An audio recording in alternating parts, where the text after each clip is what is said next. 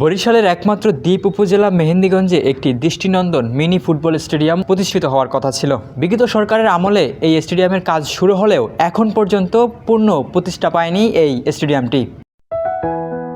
মেহেন্দিগঞ্জে নির্মাণাধীন mini stadium ঘিরে আবারও জেগে উঠেছে আশার আলো। একসময়ে দেশের সামগ্রিক পরিস্থিতির কারণে বন্ধ হয়ে পড়া নির্মাণ কাজ বর্তমানে নতুন উদ্যমে পুরোদমে এগিয়ে চলছে।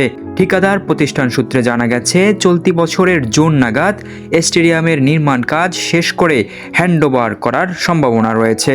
সবকিছু অনুকূলে থাকলে চলতি বছরের মধ্যেই এটি ব্যবহারের জন্য প্রস্তুত হতে পারে।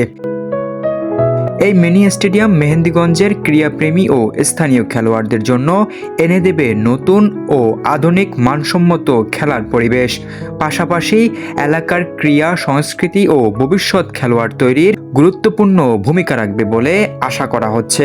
সব মিলিয়ে মেহেন্দিগঞ্জের মিনি স্টেডিয়াম হতে যাচ্ছে এলাকার খেলাধুলার সম্ভাবনাকে এগিয়ে নেওয়ার একটি গুরুত্বপূর্ণ সংযোজন।